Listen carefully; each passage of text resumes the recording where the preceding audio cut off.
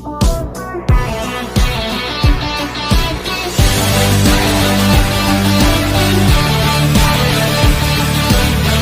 guys, and welcome back to Movies That Matter with the Viking. And today I want to talk about what exactly is the definition of success for Zack Snyder's Justice League. Now this will change the comic book movie genre because a film of this scale has never come out on a streaming platform like this before, especially as a premiere. A movie that involves Batman and involves Superman has traditionally come out in theaters for a big, wider audience to see it all over the world. And now every single MCU movie is the same. Now maybe the MCU were the first to try this because they have Loki coming, they have Winter Soldier and the Falcon, and they have Scarlet Witch all coming on Disney Plus as series, but those aren't big characters like Batman or Superman or Wonder Woman.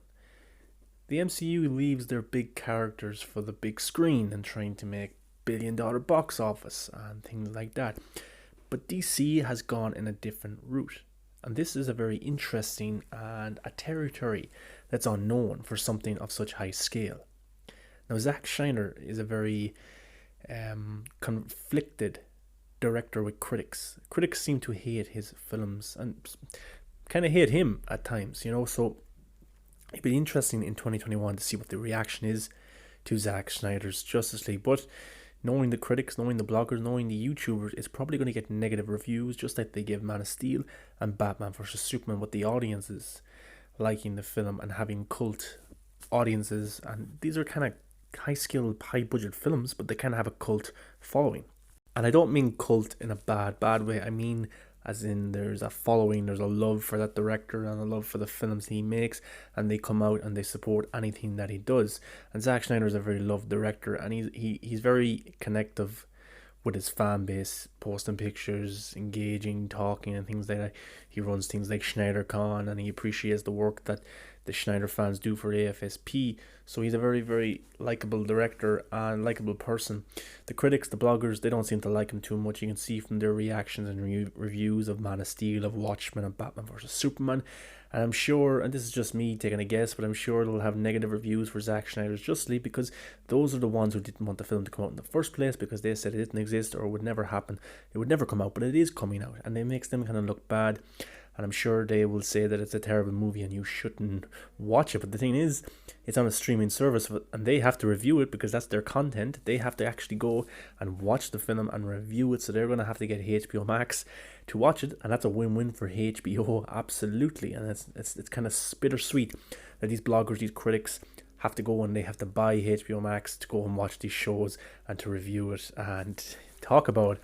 So 2021, I can't wait. But what is the definition of success for Zack Snyder's Justice League? Well, if you go back to 2016, there was a lot of negative articles about the box office of Batman vs Superman, even the box office of Man of Steel, even the box office of Watchmen. But this film, Zack Snyder's Justice League, which will be on HBO Max, cannot be looked at on a scale of box office. It can't be compared to Batman vs Superman. It can't even be compared to Marvel films in terms of Iron Man or Captain America or the Avengers films. But you can't compare them because this is two ends of a different scale. It really is. The Avengers came out in theaters. Zack Snyder's Justice League was supposed to come out in theaters in 2017, but now it's going on a streaming platform worldwide. So the definition of success is very different. I take you back to Game of Thrones. Game of Thrones, each episode cost, 10 million to make in the final season. Now, a lot of critics, a lot of fans did not like the last season of Game of Thrones. It was very controversial, and Zack Snyder is a very controversial director and controversial films. He acts different teams, and he has dark, gritty stories with interesting, complex characters. But Game of Thrones, the last season, all you heard was it's not as good, but there was buzz.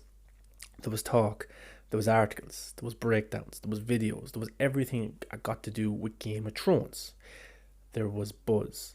They put so much into those Game of Thrones episodes. A lot of money, 10 million per episode, and those shows look amazing. They really do. The episodes look amazing, look like they're shot like a film. Take that to Zack Snyder's Justice League.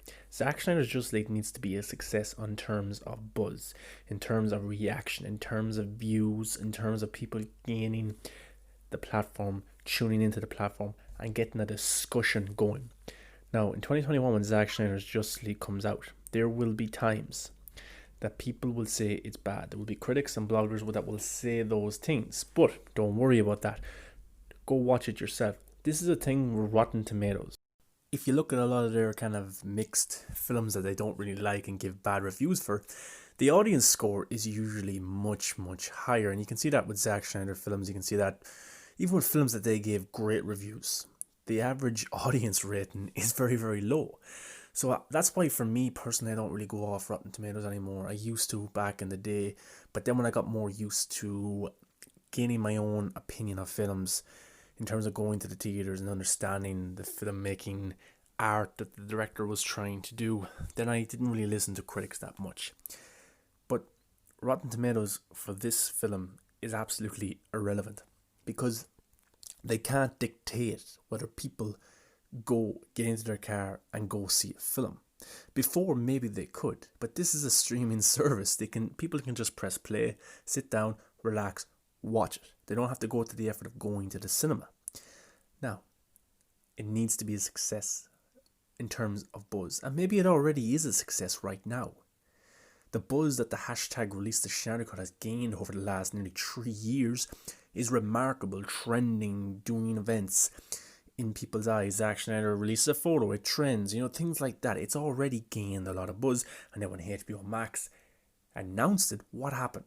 The internet blew up. Twitter, Instagram, Facebook blew up. YouTube videos blew up. Reactions, all this. Absolutely brilliant.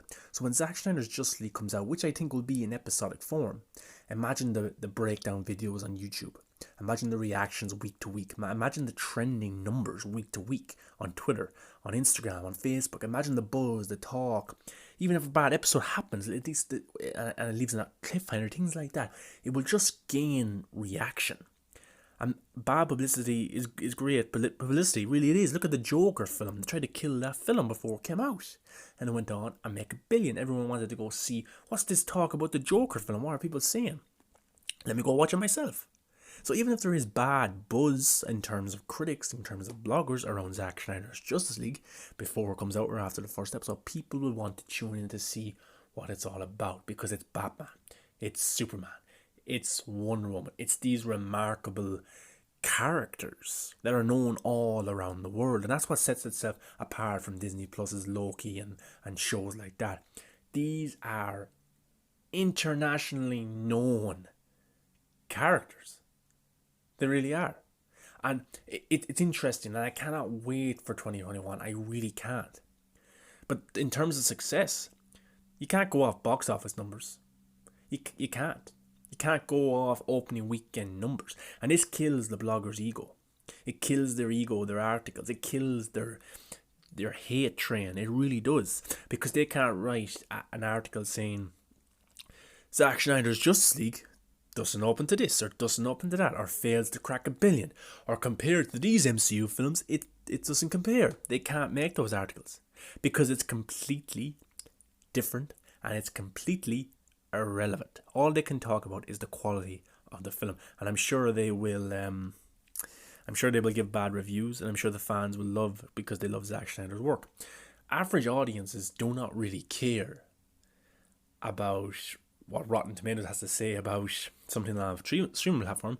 If it looks good in the platform, they'll watch it.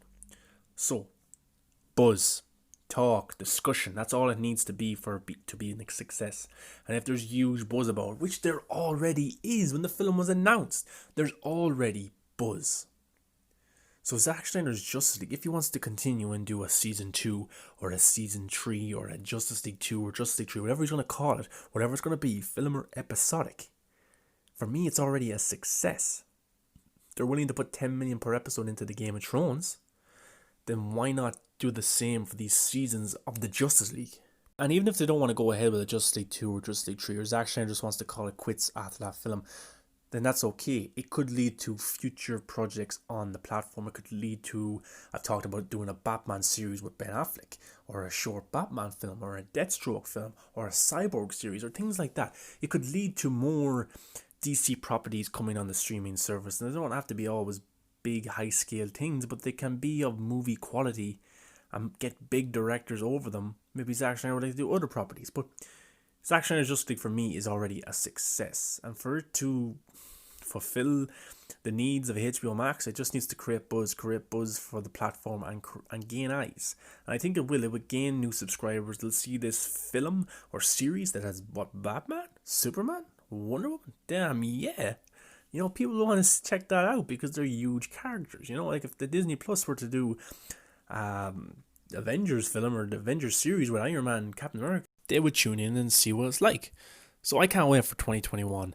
These bloggers, these critics, their ego has been hurt by the announcement of Zack Snyders Justice League, something that they said would never ever come out when it is. And we can't wait as a fan base. Just enjoy the ride, enjoy the marketing campaign, enjoy the trailers whenever they come. Just enjoy the buzz and the excitement. Just enjoy it as a fan, because these bloggers, these critics, they just love to hate, and they can't really tarnish Zack Snyders. They can't.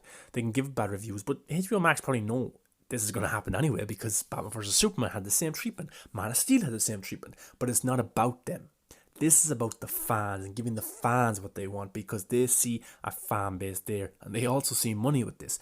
And damn right there's money with this. There was money with Batman vs. Superman. There was money with Man of Steel. I know Man of Steel and Batman vs. Superman didn't make $1 billion, but realistically, they didn't need it. Now, maybe Batman vs. Superman should have made $1 billion. Maybe it should have. But I think it would have if they put the Ultimate Edition out in theaters. And if critics and bloggers weren't so biased in their opinions when they talk about Marvel films and praise the things that Marvel did, when DC try and do those things, they don't praise them. I think the film would have crossed $1 billion. They messed with Zack Snyder's vision in Batman vs. Superman by cutting 30 minutes of the film out.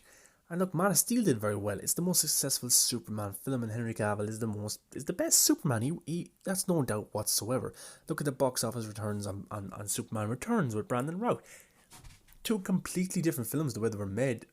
One's a masterpiece, one's an okay film. But it just shows you that Zack Snyder brought back the buzz for Superman. He really did. And he might be a different Superman than the old OG incarnation, but fans don't really want that. Critics will have you believe that they do. They don't, because look at Superman Returns. Man of Steel did very well.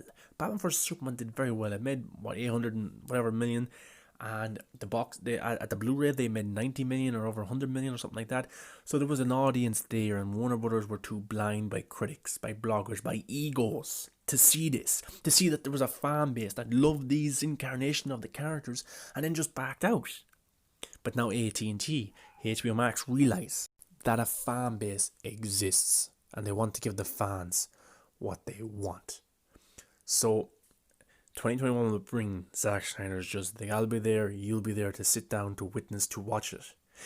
It's already a success, and it will be an even bigger success when it comes out. We will talk about it day and night. We will break down each individual scene like we've done in Batman vs. Superman, like we've done in Man of Steel already.